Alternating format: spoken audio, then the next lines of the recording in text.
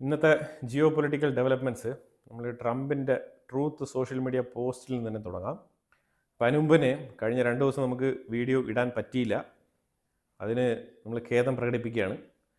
പ്രധാനമായിട്ട് പേഴ്സണലായിട്ടുള്ള ചില വിഷയങ്ങളുള്ളത് കൊണ്ടായിരുന്നു വീഡിയോ എടുക്കാൻ പറ്റാത്തതും പബ്ലിഷ് ചെയ്യാൻ പറ്റാത്തതും. അത്രയ്ക്ക് അർജൻറ്റായിട്ടുള്ളൊരു വിഷയമായിരുന്നു. എന്നാലും ട്രംപിൻ്റെ ട്രൂത്ത് സോഷ്യൽ മീഡിയ പോസ്റ്റ് എന്ന് പറഞ്ഞാൽ ഇറാൻ്റെ നിലവിലത്തെ റെജീമിൻ്റെ പ്രസിഡന്റ്, അതായത് ട്രംപ് ഉദ്ദേശിക്കുന്നത് ഇറാനിൽ ഓൾറെഡി 3 വട്ടം റെജീം ചേഞ്ച് ആയി കഴിഞ്ഞിരിക്കുന്നു എന്നാണ് ട്രംപ് പറഞ്ഞു വെക്കുന്നത്. കൃത്യമായിട്ട് പുള്ളിക്കാരൻ അത് പറഞ്ഞിട്ടുണ്ട്. ഈ ഫസ്റ്റ് റെജീം എലിമിനേറ്റ് ചെയ്തത് എന്ന് പറയുന്നത് 12 ദിവസത്തെ ഇസ്രായേലിൻ്റെ യുദ്ധത്തിനെ പുള്ളിക്കാരൻ ചൂണ്ടിക്കാണിക്കുന്നുണ്ട്. അതുപോലെ തന്നെ രണ്ടാമത്തെ റെജീം ചേഞ്ച് എന്ന് പറയുന്നത് ഇസ്രായേൽ ഇപ്പം ഈ ഒരു സ്ട്രൈക്കിൽ നടത്തിയ elimination, first round of elimination, അതിനെയാണ് പുള്ളിക്കാരൻ ചൂണ്ടിക്കാണിക്കുന്നത്. അതിലൂടെ ആയത്തുല്ല അലി ഖമനേയി ആ ഒരു IRGCയുടെ ഫസ്റ്റ് റൗണ്ട് സുപ്രീം ലെവലിലുണ്ടായിരുന്ന ലീഡേഴ്സിനെ എല്ലാം എലിമിനേറ്റ് ചെയ്ത ആ ഒരു സംഗതിയാണ് ചൂണ്ടിക്കാണിക്കുന്നത്. അത് കഴിഞ്ഞ് മൂന്നാമത്തെ റെജീം ചേഞ്ച് എന്ന് പറയുന്നത് ആ ലെവൽ ഓഫ് ഓഫീസേഴ്സിനെ എല്ലാം എലിമിനേറ്റ് ചെയ്ത് കഴിഞ്ഞിട്ട് 3-ാം തവണയായിട്ട് വീണ്ടും പുതിയ ലീഡേഴ്സ് തിരഞ്ഞെടുക്കപ്പെട്ടു, അവരെയും നമ്മൾ എലിമിനേറ്റ് ചെയ്തിട്ടുണ്ട്. അപ്പോൾ അവിടെ 3 വട്ടം റെജീം ചേഞ്ച് നടത്തിയിട്ട് അതിൻ്റെ അടുത്ത ലെവലിലുള്ള മച്ച് ലെസ്സർ തീവ്ര നിലപാടുള്ള ആൾക്കാരാണ് ഇപ്പോൾ പൊസിഷനിലുള്ളത് എന്നാണ് ചൂണ്ടിക്കാണിക്കുന്നത്. പക്ഷേ അന്നും ഇന്നും മസൂദ് പെസസ്കിയാനാണ് പ്രസിഡന്റ് എന്നുള്ളതാണ് യാഥാർത്ഥ്യം. പക്ഷേ IRGCയുമായിട്ട് ബന്ധപ്പെട്ട വിഷയത്തിൽ ട്രംപ് പലതരത്തിലുള്ള ഈ റെജീം ചേഞ്ചിനെ ചൂണ്ടിക്കാണിക്കുന്ന ചില അഭിപ്രായ പ്രകടനങ്ങൾ ട്രൂത്ത് സോഷ്യൽ മീഡിയ പോസ്റ്റിൽ നടത്തുന്നുണ്ട്. ഇതിനെ തുടർന്ന് ട്രംപ് അഡ്മിനിസ്ട്രേഷൻ തുടരെ നെഗോസിയേഷൻ ടേബിളിലേക്ക് വരണം, ചർച്ച നടത്തണം എന്നുള്ള തരത്തിൽ നിർബന്ധമായിട്ട് പാകിസ്ഥാൻ ത്രൂ അപ്രോച്ച് ചെയ്തുകൊണ്ടിരുന്നതായിട്ടാണ് ഇറാന്റെ സൈഡിൽ നിന്ന് പറയുന്നത്. പക്ഷെ അതേസമയം നെഗോസിയേഷൻ ഒരു സൈഡിൽ കൊണ്ടുപോവുകയും യുദ്ധം മറ്റൊരു സൈഡിൽ നടത്തിക്കൊണ്ടു പോകുന്ന ഒരു സാഹചര്യം നിലനിൽക്കുന്നത് ഇറാൻ തിരിച്ചറിഞ്ഞിട്ടുണ്ട്. അതുകൊണ്ട് തന്നെ ഇറാന്റെ IRGC റെജീം ഇതിനെതിരെ പ്രതികരിച്ചത് എങ്ങനെയാണെന്ന് പറഞ്ഞാൽ, അവർ പറഞ്ഞത് ഓക്കെ, ഞങ്ങൾ ചർച്ചയ്ക്ക് തയ്യാറാണ്, പക്ഷെ അതിനു മുമ്പ് തന്നെ യുദ്ധം നിർത്തണം എന്ന് പറയുന്നത് ഒരു സീസ് ഫയർ, വെടിനിർത്തൽ, അതാണ് അവർ ഉദ്ദേശിക്കുന്നത്. അപ്പോൾ ആ സാഹചര്യത്തിൽ വെടിനിർത്തൽ ആവശ്യപ്പെട്ടു ഇറാൻ എന്ന് പറഞ്ഞിട്ട് അമേരിക്ക ഇപ്പം ഇതിനെ ഒരു ഫോക്കസ് പോയിന്റ് ആയിട്ട് ആക്കിയിട്ടുണ്ട്. അതായത് ഇറാൻ വെടിനിർത്തൽ ആവശ്യപ്പെടുന്നു, ഞങ്ങളുടെ രാജ്യത്തിനെ ഇങ്ങനെ ആക്രമിച്ച് ചിന്നാഭിന്നമാക്കല്ലേ എന്ന് പറഞ്ഞിട്ട് ഇറാൻ കാല് പിടിക്കുന്നതായിട്ടുള്ള തരത്തിലാണ് അമേരിക്ക ഇതിനെ പ്രൊജക്ട് ചെയ്യാൻ ശ്രമിക്കുന്നത്.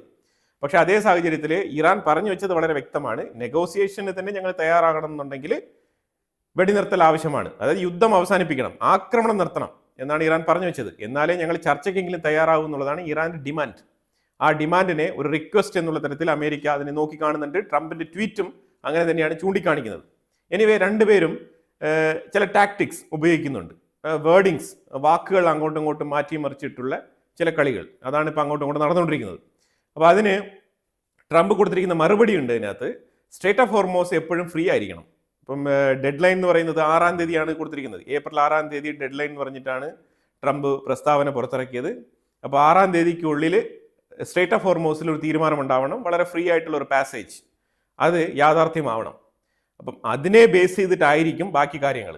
അപ്പോൾ അതാണ് ഇപ്പോൾ പറഞ്ഞിരിക്കുന്നത്. സ്ട്രേറ്റ് ഓഫ് ഹോർമോസ് ഫ്രീ ആയിട്ട് കീപ്പ് ചെയ്ത് കഴിഞ്ഞാൽ ഞങ്ങൾ യുദ്ധം നിർത്തുന്നതുമായിട്ട് ബന്ധപ്പെട്ട് ആലോചിക്കാമെന്നാണ് പറഞ്ഞിരിക്കുന്നത്. പക്ഷേ ആ സാഹചര്യത്തിൽ ഇന്നലെ 1-ാം തീയതി, ഏപ്രിൽ 1-ാം തീയതി രാവിലെ തന്നെ ഖത്തറിന്റെ ഒരു ഓയിൽ ടാങ്കർ ഷിപ്പിന്റെ മേളിൽ ഇറാൻ അറ്റാക്ക് നടത്തിയിട്ടുണ്ട്. അറ്റാക്ക് നടത്തി എന്ന് പറഞ്ഞാൽ അക്വാ 1 എന്ന് പറഞ്ഞ കപ്പലിനെയാണ് ഇറാൻ ആക്രമിച്ചത്. അപ്പോൾ അത് നിന്ന് പുകയുന്നുണ്ട്. ഇസ്രായേലിന് വേണ്ടിയിട്ടുള്ള എണ്ണയാണ് അത് കൊണ്ടുപോകുന്നത് എന്നുള്ള തരത്തിലുള്ള ആരോപണം ഉന്നയിച്ചുകൊണ്ടാണ് ഖത്തറിന്റെ ഈ ഒരു ടാങ്കർ ഷിപ്പിന്റെ മേളിൽ ഇറാൻ ആക്രമണം നടത്തിയിരിക്കുന്നത്. അപ്പൊ പിന്നെ എങ്ങനെയാണ് ട്രംപ് പറയുന്നത് പോലെ സ്ട്രേറ്റ് ഓഫ് ഹോർമോസ് ഒരു ഫ്രീ പാസേജ് ഏരിയ ആയിട്ട് മാറുക? ഇറാൻ അതൊരിക്കലും അനുവദിക്കില്ല എന്നുള്ളതാണ് ഇപ്പൊ നിലവിൽ ഖത്തറിന്റെ ഷിപ്പിനെ ആക്രമിച്ചതിലൂടെ നമുക്ക് പറയുന്ന മെസ്സേജ്. വളരെ വ്യക്തമാണ് ആ message. Strait of Hormuz still in അവർ കൺട്രോൾ, അതാണ് ഇറാൻ പറയുന്ന മെസ്സേജ്. അത് വളരെ വ്യക്തമായിട്ട് തന്നെ അവർ പറയുന്നുണ്ട്.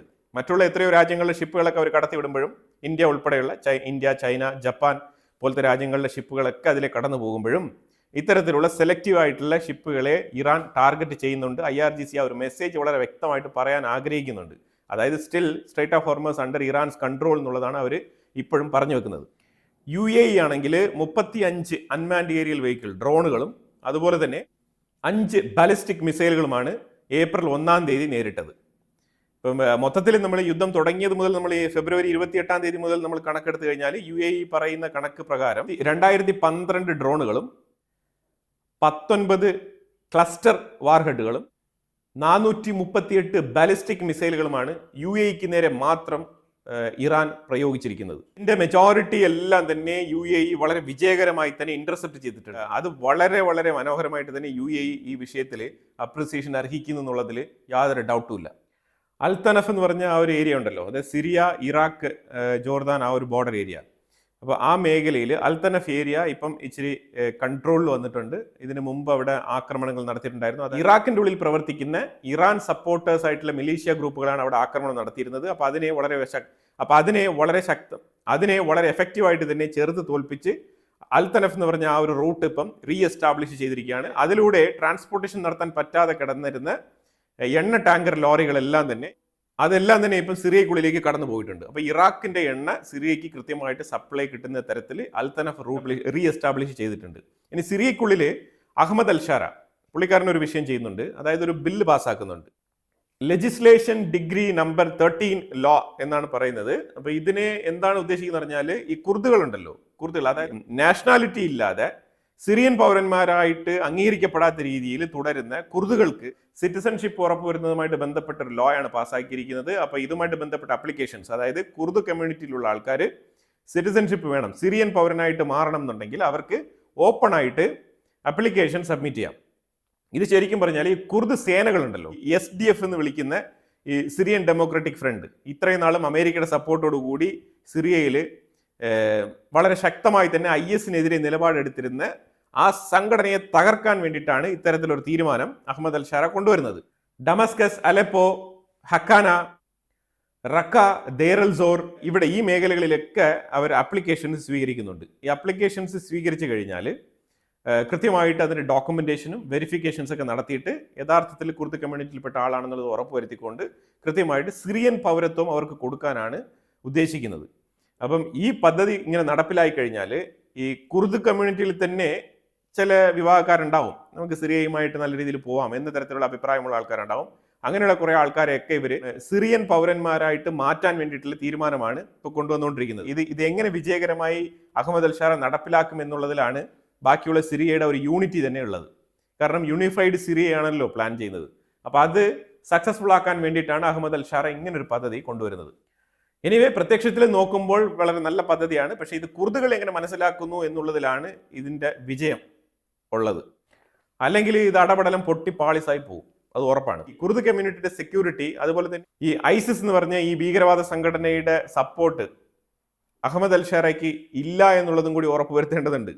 അപ്പോൾ ഇത്തരത്തിലുള്ള വളരെ ക്രിട്ടിക്കൽ ആയിട്ടുള്ള വിഷയമാണ് ഇതിൻ്റെ ഉള്ളിൽ കിടക്കുന്നത്. പ്രത്യേകിച്ച് ISIS-നെതിരെയുള്ള നിലപാടാണ് കുർദുകൾക്കുള്ളത്.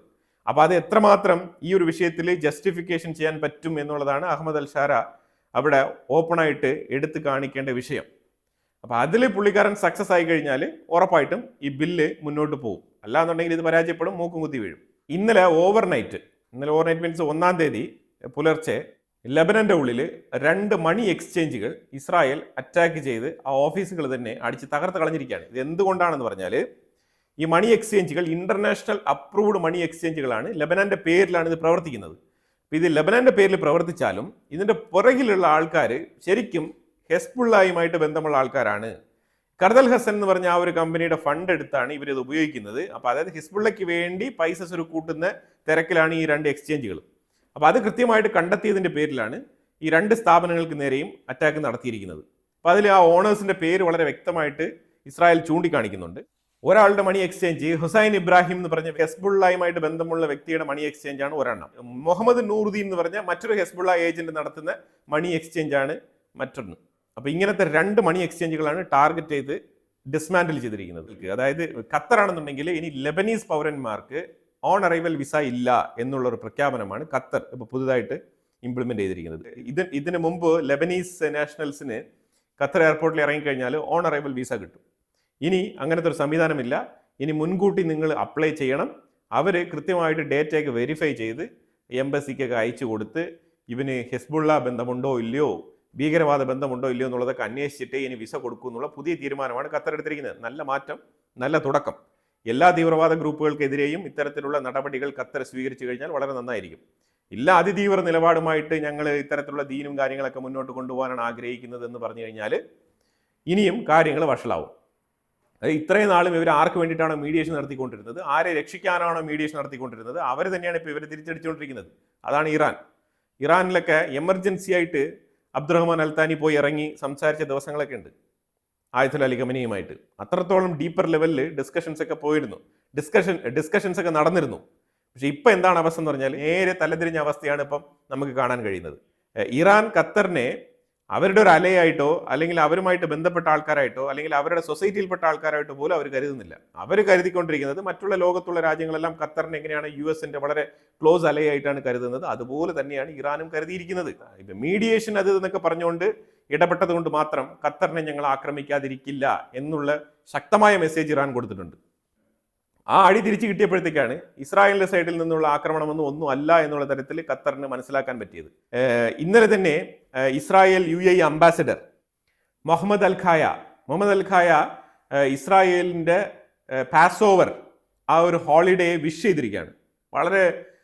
വളരെ പ്രൗഡിയായിട്ട് ഒരു പോസ്റ്റർ, ഒരു വലിയ പോസ്റ്ററൊക്കെ ഡിസൈൻ ചെയ്ത് പോസ്റ്റ് ചെയ്ത് ഇസ്രായേലിനെ വിഷസ് അറിയിച്ചിരിക്കുകയാണ്. UAE ഇസ്രായേൽ പാർട്ട്ണർഷിപ്പിനെ വളരെയധികം പ്രശംസിച്ചുകൊണ്ടാണ്, വളരെ അപ്രിഷിയേറ്റ് ചെയ്തുകൊണ്ടാണ് മുഹമ്മദ് അൽ ഖായ ഈ പോസ്റ്റ് ട്വിറ്ററിൽ പങ്കുവച്ചിരിക്കുന്നത്. ഇതൊക്കെ ഇറാൻ നോട്ട് ചെയ്യുന്നുണ്ട്, ഇത് ഇറാൻ നോട്ട് ചെയ്യുമല്ലോ. അപ്പോൾ അതുകൊണ്ട് മിസൈലുകളുടെ എണ്ണവും കൂടുന്നുണ്ട്. IDF ഇന്നലെ ഓവർ നൈറ്റ് നെബുൾസ് എന്ന് പറഞ്ഞ ഏരിയയിൽ, ഈ നെബുൾസ് എന്ന് പറയുന്നത് വെസ്റ്റ് ബാങ്കിൻ്റെ ഉള്ളിലാണ്. വെസ്റ്റ് ബാങ്കിൻ്റെ ഉള്ളിൽ, അത് അവർ ജുദയ സമാരിയ എന്ന് വിളിക്കുന്ന ആ ഒരു സ്ഥലം, കോമൺ ആയിട്ട് വെസ്റ്റ് ബാങ്ക് എന്നറിയപ്പെടുന്ന സ്ഥലം, അവിടെ ശരിക്കും വെപ്പൺ മാനുഫാക്ചറിങ്, റോക്കറ്റ്, തോക്ക്, ഇമാതിരിയുള്ള സാധനങ്ങളൊക്കെ അവർ തന്നെ അവിടെ മാനുഫാക്ചറിങ് ചെയ്യുകയാണ്. ഇതാണ് അവരുടെ പ്രധാനപ്പെട്ട ജോലി.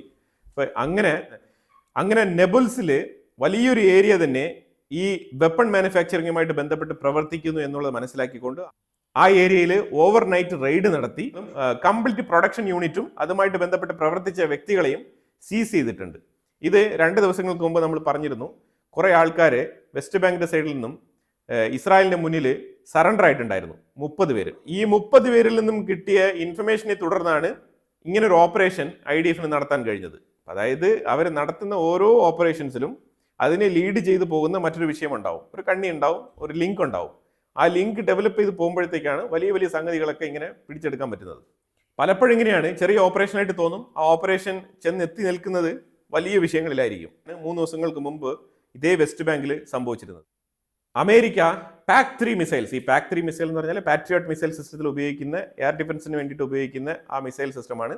അതിന്റെ പ്രൊഡക്ഷൻ 600 to 650 മിസൈലുകളാണ് ഒരു യൂണിറ്റിൽ നിന്നും ലോക്ക്ഹീഡ് മാർട്ടിൻ മാനുഫാക്ചറിങ് ചെയ്യുന്നത്. അപ്പോൾ അതിന്റെ പ്രൊഡക്ഷൻ 3 ഇരട്ടിയായിട്ട് വർദ്ധിപ്പിക്കാൻ വേണ്ടിയിട്ട്, അതായത് നിയർലി 2000 ആയിട്ട് ഉയർത്താൻ വേണ്ടിയിട്ടുള്ള തീരുമാനമാണ് അമേരിക്ക എടുത്തിരിക്കുന്നത്. ഇതുമായിട്ട് ബന്ധപ്പെട്ട് ലോക്ക്ഹീഡ് മാർട്ടിനുമായിട്ട് സംസാരിച്ചിട്ടുണ്ട്. അപ്പോൾ അതായത് ഇറാൻ യുദ്ധവുമായിട്ട് ബന്ധപ്പെട്ട് ഒരു രീതിയിലുള്ള ആശങ്കയും വേണ്ട, ലോക്ക്ഹീഡ് മാർട്ടിൻ കൃത്യമായിട്ട് PAC-3 മിസൈൽ സിസ്റ്റം സപ്ലൈ ചെയ്യും എന്നാണ് പറഞ്ഞിരിക്കുന്നത്. Iran, America, Israel, middle east conflict ഇപ്പോഴെങ്ങും അവസാനിക്കുന്ന മട്ടില്ല, അതാണ് മനസ്സിലാക്കാൻ പറ്റുന്നത്.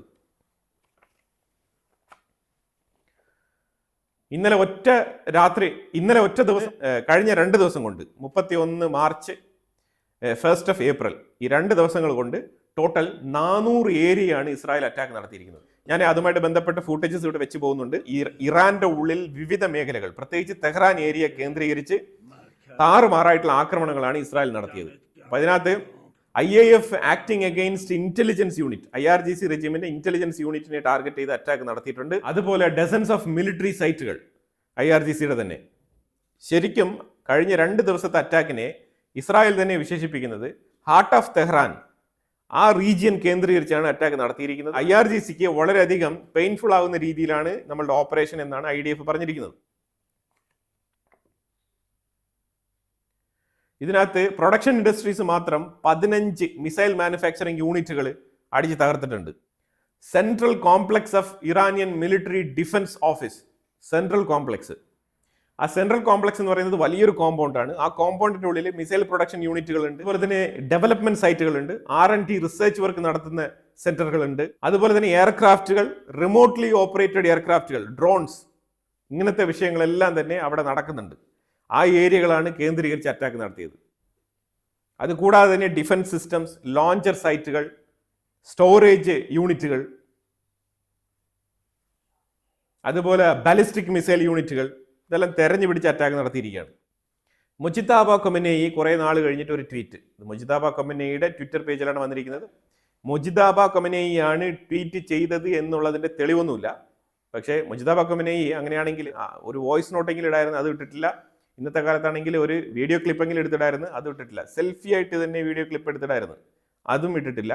എന്നാൽ എഴുതിയിട്ടുണ്ട്. എഴുതിയത് വേറെ ഒന്നുമില്ല, നമ്മൾ ആയത്തുൽ അലി ഖമനേയിയുടെ പാത്ത് വേ അതിനെ ഫോളോ ചെയ്തുകൊണ്ടായിരിക്കും നമ്മളുടെ മുന്നോട്ട് പോക്ക്. അതിൽ യാതൊരു മാറ്റവും. നമ്മൾ ഇപ്പോഴും അമേരിക്കയ്ക്കും സയനിസ്റ്റ് റെജീമിനും എതിരെയാണ് നമ്മളുടെ പോരാട്ടം എന്ന് തന്നെയാണ് പുള്ളിക്കാരൻ ആവർത്തിച്ച് പറയുന്നത്.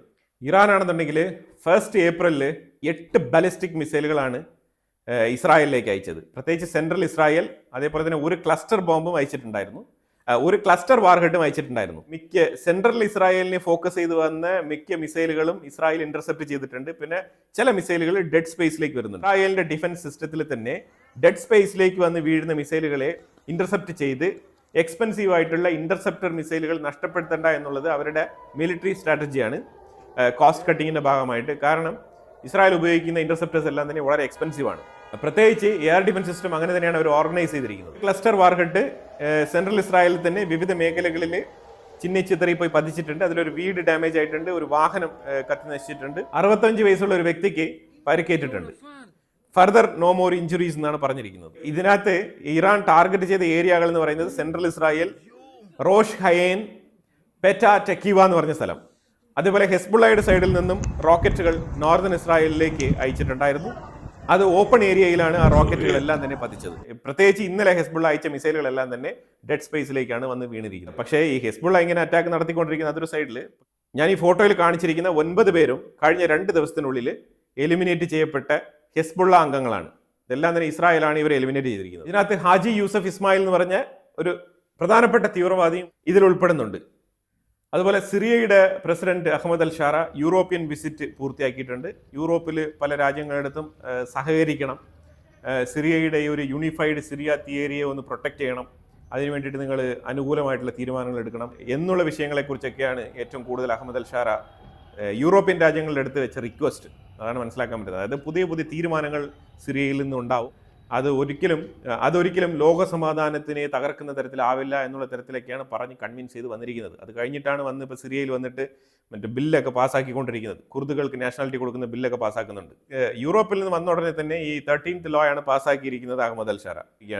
മറ്റൊരു വിഷയം വളരെ ഡീപ്പായിട്ട് ഒരു കോമ്പറ്റീഷനായിട്ട് തന്നെ പൊയ്ക്കൊണ്ടിരിക്കുകയാണ്. അതിൽ ഒന്ന് UK, മറ്റൊന്ന് അമേരിക്ക, മറ്റൊന്ന് നാറ്റോ രാജ്യങ്ങൾ. അപ്പോൾ ഇതിനകത്ത് UK കീർ സ്റ്റാർമർ 3 ദിവസങ്ങൾക്ക് മുമ്പ് വെല്ലുവിളി നടത്തിയിട്ടുണ്ടായിരുന്നു. അതായത് വെല്ലുവിളി എന്നല്ല, ശരിക്കും പറഞ്ഞാൽ അമേരിക്കയിൽ നടത്തിക്കൊണ്ടിരിക്കുന്ന യുദ്ധത്തിനെ അനുകൂലിക്കാതെ ഇറാൻ യുദ്ധം വൈകാതെ തന്നെ നമ്മളെല്ലാം ബാധിക്കും, നമ്മളെല്ലാം തന്നെ അതിനകത്ത് ഇമ്പാക്റ്റഡ് ആവാൻ പോവാണ് എന്നുള്ള തരത്തിൽ ഒഫീഷ്യലി തന്നെ സ്റ്റേറ്റ്മെന്റ് പറഞ്ഞിട്ടുണ്ടായിരുന്നു കീർ സ്റ്റാർമർ, UK പ്രൈം മിനിസ്റ്റർ. ഇത് ട്രംപിന് അത്ര ഇഷ്ടപ്പെട്ടില്ല. ട്രംപ് അതിന് പകരം ഇപ്പോൾ പറഞ്ഞിരിക്കുന്ന പറഞ്ഞാൽ ഒരു കാര്യം മനസ്സിലാക്കണം, ഈ നാറ്റോ സംഘടന അതിൽ നിന്നും ഞങ്ങൾ പുറത്തു വരാനാണ് ആഗ്രഹിക്കുന്നത്.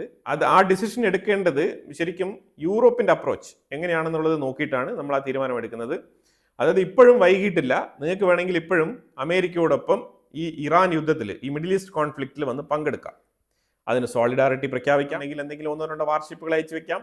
ഏതെങ്കിലും തരത്തിൽ ജസ്റ്റ് ഒഫീഷ്യലി ഗ്ലോബലി നിങ്ങൾ അമേരിക്കയോടൊപ്പം നിന്ന് ഫൈറ്റർ ജെറ്റ് എടുത്തുകൊണ്ട് പോയി ഇസ്രായേൽ ചെയ്യുന്നത് പോലെയൊക്കെ ചെയ്യണമെന്നല്ല ട്രംപ് ആവശ്യപ്പെടുന്നത്. ട്രംപ് പറയുന്നത് ആ ഒരു മാനസികമായിട്ട് തന്നെ അമേരിക്കയോടൊപ്പമാണ് ഈ രാജ്യങ്ങൾ എന്നുള്ള ആ ഒരു കോൺസെപ്റ്റ്, ആ ഒരു പെർസെപ്ഷൻ വരുത്തണം.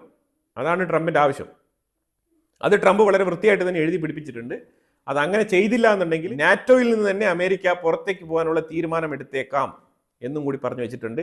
ഇതൊരു സൂചനയാണ്, ഇതൊരു ഭീഷണിയാണ്, ഇത് ശരിക്കും പറഞ്ഞാൽ ഒരു മുന്നറിയിപ്പും കൂടിയാണ്. അപ്പോൾ ഇതാണ് നിലവിൽ ഇറാൻ കോൺഫ്ലിക്റ്റ് കൊണ്ട്, പ്രത്യേകിച്ച് ലോകത്ത് എല്ലാ സ്ഥലത്തും എനർജി ക്രൈസിസ് ഒക്കെ സ്റ്റാർട്ട് ചെയ്ത് തുടങ്ങി. മിഡിൽ ഈസ്റ്റ് രാജ്യങ്ങളിൽ പെട്രോളിന്റെ പ്രൈസ് വർദ്ധിപ്പിച്ചിട്ടുണ്ട്. ചരിത്രത്തിലില്ലാത്ത രീതിയിലുള്ള വിലവർദ്ധനവൊക്കെയാണ് മിഡിൽ ഈസ്റ്റ് രാജ്യങ്ങളൊക്കെ ഇപ്പോൾ ചാർജ് ചെയ്ത് തുടങ്ങിയിരിക്കുന്നത്. ഏതാണ്? ഓയിലിന് വേണ്ടിയിട്ട്. ഓയിൽ ധാരാളം കിട്ടുന്ന, വളരെ ലാവിഷായിട്ട്, വളരെ കാഷ്വലായിട്ട് അതിനെ വെള്ളം പോലെ ഉപയോഗിച്ചിരുന്ന രാജ്യങ്ങൾ ഇപ്പം ഇന്ത്യയുടെ ഒപ്പത്തിനൊപ്പം ഏഷ്യൻ രാജ്യങ്ങളിൽ എത്രമാത്രം വില കൊടുത്താണോ ജനങ്ങൾ വാങ്ങിക്കുന്നത്, അതേ മാതൃകയിൽ എണ്ണ വില ഉയർന്നിട്ടുണ്ട് മിഡിൽ ഈസ്റ്റ് രാജ്യങ്ങളിൽ. അതായത് എണ്ണ ഉൽപ്പാദിപ്പിക്കുന്ന രാജ്യങ്ങളിൽ തന്നെ അതിന്റെ വില അത്രമാത്രം ഉയർന്നിട്ടുണ്ട്. അതാണ് മനസ്സിലാക്കേണ്ടത്. മിഡിൽ ഈസ്റ്റ് കോൺഫ്ലിക്റ്റിന്റെ ആ ഒരു പ്രഷർ ഗ്ലോബലി തന്നെ ഫീൽ ചെയ്യപ്പെടുന്നുണ്ട്. അതാണ് മനസ്സിലാക്കേണ്ടത്. അപ്പം ആ സാഹചര്യത്തിലാണ് യൂറോപ്പ് മേഖലയെ ആശങ്കയിലാക്കിക്കൊണ്ട് നാറ്റോ രാജ്യങ്ങളിൽ നിന്ന് ഞാൻ പുറത്തു വരും, നിങ്ങളും കൂടി യുദ്ധത്തിന് പാർട്ടിസിപ്പേറ്റ് ചെയ്യണം എന്നുള്ള പ്രൊമോഷനുമായിട്ട് ഡൊണാൾഡ് ട്രംപ് ഇപ്പോഴും ശക്തമായി ഇസ്രായേലിന്റെ ബലത്തിൽ ഇറാൻ ആക്രമണം തകൃതിയായിട്ട് മുന്നോട്ട് കൊണ്ടുപോകുന്നുണ്ട്. ഇതാണ് നിലവിലുള്ള മിഡിൽ ഈസ്റ്റ് കോൺഫ്ലിക്റ്റുമായിട്ട് ബന്ധപ്പെട്ട അപ്ഡേറ്റ്സ്. അപ്പോൾ എന്നാലും ഒരുവിധം ഇമ്പോർട്ടൻ്റ് ആയിട്ടുള്ള വിഷയങ്ങളൊക്കെ നമ്മൾ കവർ ചെയ്തിട്ടുണ്ട്. തീർച്ചയായിട്ടും ഇതിനെക്കുറിച്ചുള്ള അഭിപ്രായങ്ങൾ കമന്റ് ബോക്സിൽ രേഖപ്പെടുത്തുക. കൂടുതൽ വാർത്തകളുമായിട്ട് അടുത്ത വീഡിയോയിൽ വരാം. Thank you so much.